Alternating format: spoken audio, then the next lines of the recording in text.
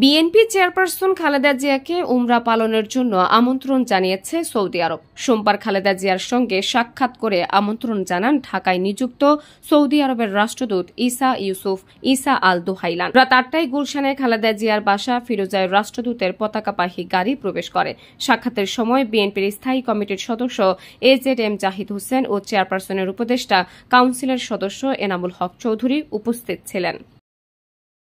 সাক্ষাতের পর এজেড জাহিদ হোসেন বলেন, রাষ্ট্রদূত বিএনপির চেয়ারপারসনের সঙ্গে দেখা করে কুশল বিনিময় করেছেন, উনার স্বাস্থ্যের খোঁজ খবর নিয়েছেন, কবে চিকিৎসার জন্য দেশের বাইরে যাবেন সে বিষয়ে কথা বলেছেন। রাষ্ট্রদূত ম্যাডামকে সৌদি আরবে পবিত্র উমরা পালনের জন্য আমন্ত্রণও জানিয়েছেন। আন্দোলনের মুখে গত ৫ই আগস্ট শেখ হাসিনা সরকারের পতনের পরদিন নির্বাহী আদেশে মুক্তি পাওয়ার পর গত ৫ই সেপ্টেম্বর ব্রিটিশ হাইকমিশনার সারা কুক বিএনপি চেয়ারপারসনের সঙ্গে সাক্ষাৎ করতে ফিরোজায় গিয়েছিলেন।